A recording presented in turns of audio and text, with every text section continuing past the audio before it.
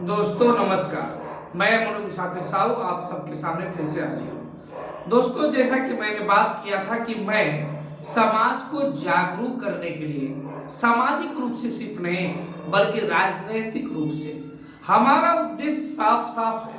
हमारा उद्देश्य है राजनीतिक रूप से मजबूत होना, राजनीतिक चाबी को अपने पास रखना। हम किसी के प्रति पिछलकू बनकर ना घूमे।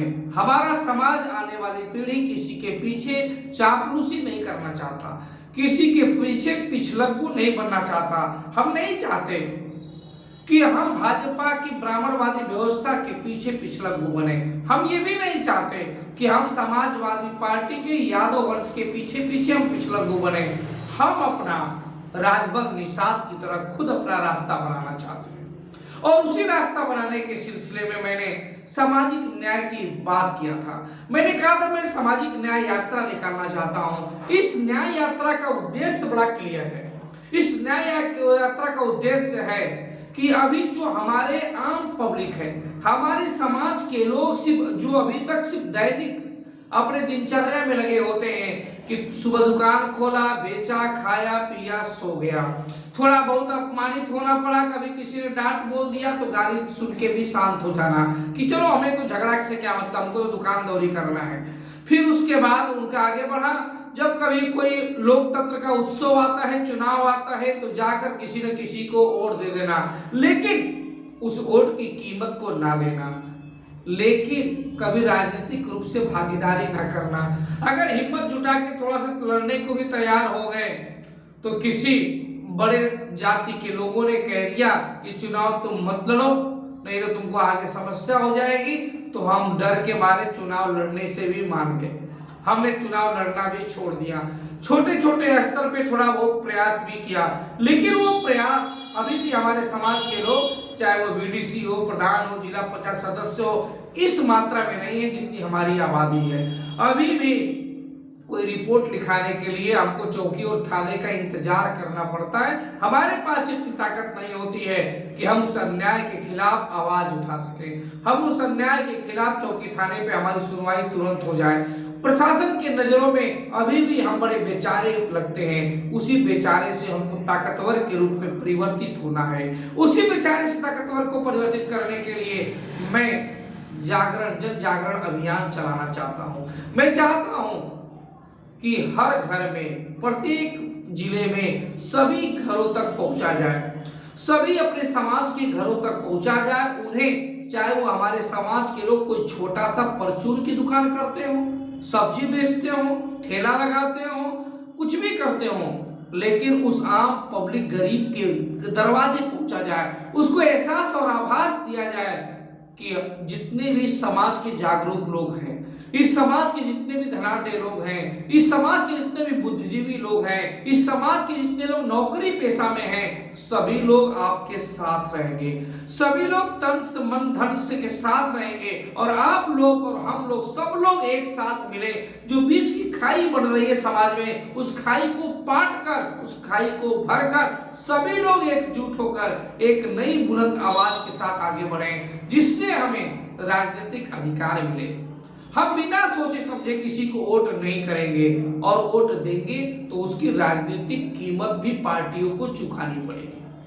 हमें अधिकार देना पड़ेगा और अधिकार लेने के लिए लोगों को जागरूक करने के उद्देश्य से मैं सामाजिक न्याय की बात कर रहा हूं। मैं सामाजिक न्याय यात्रा निकालना चाहता हूं। उस सामाजिक न्याय यात्रा की कुछ प्रमुख मांगे हैं जो मैं आप सभी से शेयर साझा कर रहा हूं। पहली मांग है कि सामाजिक न्याय की रिपोर्ट को लागू किया जाए। जो जस्टिस राघवेंद्र प्रताप सिंह की रिपोर्ट है, योगी जी के पास रखी है, उस रिपोर्ट को लागू कर दिया जाए। सामाजिक न्याय की रिपोर्ट लागू होते ही जो 27% ओबीसी का रिजर्वेशन है, जो एक दो जातियां उठा देती हैं, बाकी जातियों को इसका लाभ नहीं मिल पाता।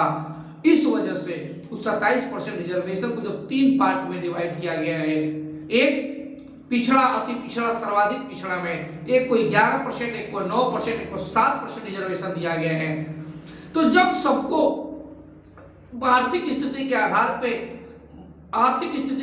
पे उनका रिजर्वेशन दिया जाएगा तो निश्चित रूप से जितनी दबी कुचली जातियां हैं, चाहे हमारी जातियां हो या हमारे जैसे तमाम छोटी छोटी जातियां, उन सभी जातियों को राजनीतिक प्रतिनिधित्व मिलेगा, उनको नौकरी में चांस मिलेगा, मौके मिलेंगे, वो भी आर्थिक रूप से मजबूत होंगे, तर्क शक्ति बढ़ेगी, सोचने की शक्ति बढ़ेगी, सब कुछ का विकास होगा।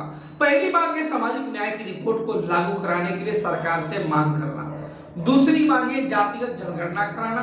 जातिगत जनगणना के लिए अपने समाज को जागरूक करना कि जातिगत जनगणना जब भी कभी भविष्य में हो तो हमेशा अपने जाति को खुल के लिखना कि हम तेली हैं।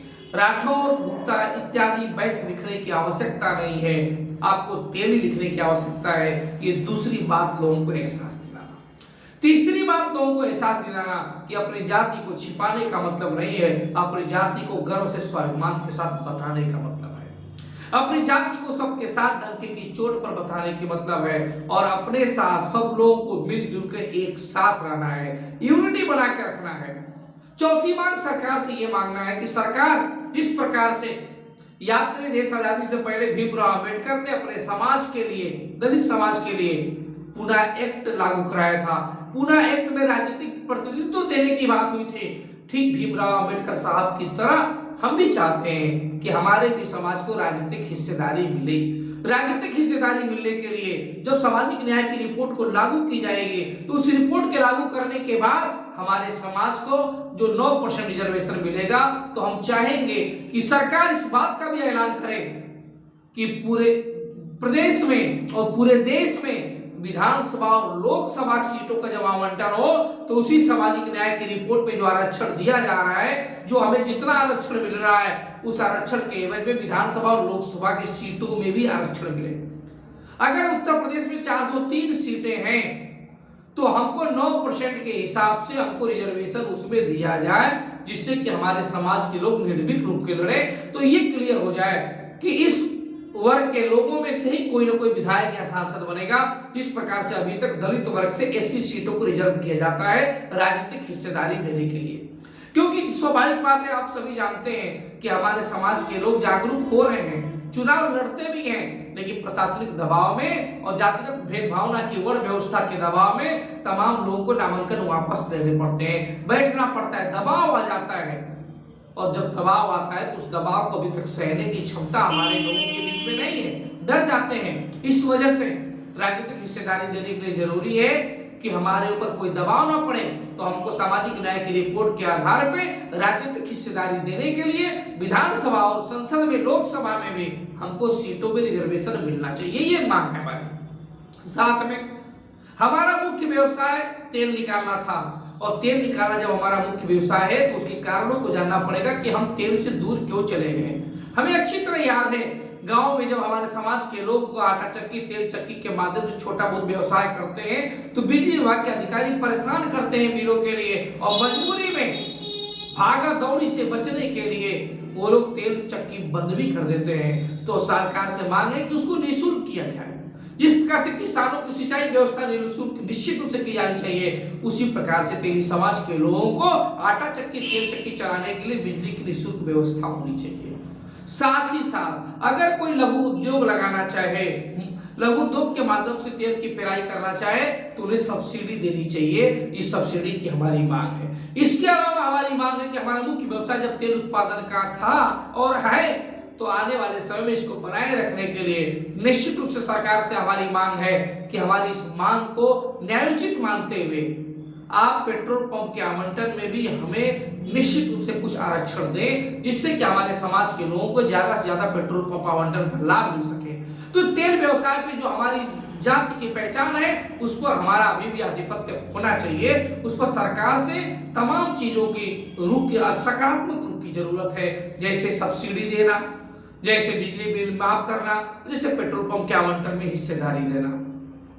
हमारी यही सब मांगों के साथ मैं सामाजिक न्याय की रिपोर्ट लागू करने के लिए पूरे प्रदेश में, अभी उत्तर प्रदेश में सिर्फ अपना जाना चाहता हूं, आगे चलकर मैं उत्तर प्रदेश के अलावा पूरे देश में भी अगर लोगों की मांग होगी तो मैं जरूर जाऊंगा। मैं उत्तर प्रदेश में अभी मैं बात कह रहा हूं कि मैंने कुछ लोगों की टीम बनाई है जिसमें अभी तक मैंने 10-15 लोगों को टीम बना के रखा है। 15 ऐसे युवा हैं जो इस देश के लिए, इस समाज के लिए, इस जाति के लिए कुछ करना चाहते हैं। क्योंकि मैंने सबको बता रखा है कि जिस विधानसभा में, जिस लोकसभा में हम जाएंगे अपनी न्याय यात्रा को लेकर, मिनिमम वहां पे 5 से 7 दिन का हमारा स्टे होगा। हम 5 से 7 दिन उस अमुक विधानसभा, अमुक लोकसभा में रुक जाएंगे। तो ऐसे लोगों की जो जरूरत थी मुझे, जो 5-7 दिन रुक सके किसी दूसरे क्षेत्रों में, ऐसे तमाम युवा मेरे साथ तैयार हो चुके हैं। ऐसे सभी लोग मेरे साथ जाने के लिए तैयार हैं। बस दिक्कत थोड़ी सी फंडिंग की आ रही है। दिक्कत यह है कि सामाजिक न्याय यात्रा निकालने के लिए मुझे बोलेरो की एक पिकअप चाहिए। उस पिकअप पे हम रथ यात्रा का रूप दे सकें और साथ में 3-4 गाड़ियां चाहिए। लेकिन दुर्भाग्य यह है कि हमारे साथ जितने भी लोग जाने को तैयार हैं वे सभी लोग अभी युवा हैं। अभी पूरी तरह से कोई इनकम का बहुत बड़ा सोर्स भी नहीं है। जितने लोग सब मेरे साथ तैयार हैं वे सभी लोग जाना तो मेरे साथ रथ यात्रा निकालने के लिए चाहते हैं, तैयार हैं, लेकिन सभी लोगों के सामने थोड़ी सी इनकम की दिक्कत आ रही है। रथ यात्रा में एक बोलेरो पिकअप चाहिए जिसको रथ यात्रा का हम रूप दे सकें। साथ में 3-4 गाड़ियां चाहिए। उन गाड़ियों में आप जानते ही हैं टोल टैक्स का खर्चा, तेल का खर्चा, ड्राइवर खर्चा इत्यादि भी उसको वहन करना है। तो निश्चित रूप से जितने भी साथी जा रहे हैं पैसे से बहुत मजबूत नहीं है। हालांकि जितने लोग सामाजिक संगठन चलाते हैं, जितने लोग जागरूक हैं, जितने लोग राजनीतिक रूप से जुड़े हैं, हम चाहते हैं कि वे लोग भी सपोर्ट करें। ज्यादा सपोर्ट नहीं करना है, ज्यादा खर्च नहीं करना है, सब पारदर्शिता, ट्रांसपेरेंसी के साथ होगा। एक जिले में हम हाल्ट करना चाहते हैं और कई लोग कई जिलों का नाम सुझा रहे हैं मुझे। एक पार्टिकुलर जिले पे जितने लोगों की सहमति होगी, ज्यादा से ज्यादा लोग अगर मुझे मेरे ईमेल आईडी पे कमेंट करके बताएं कि मैं किस जिले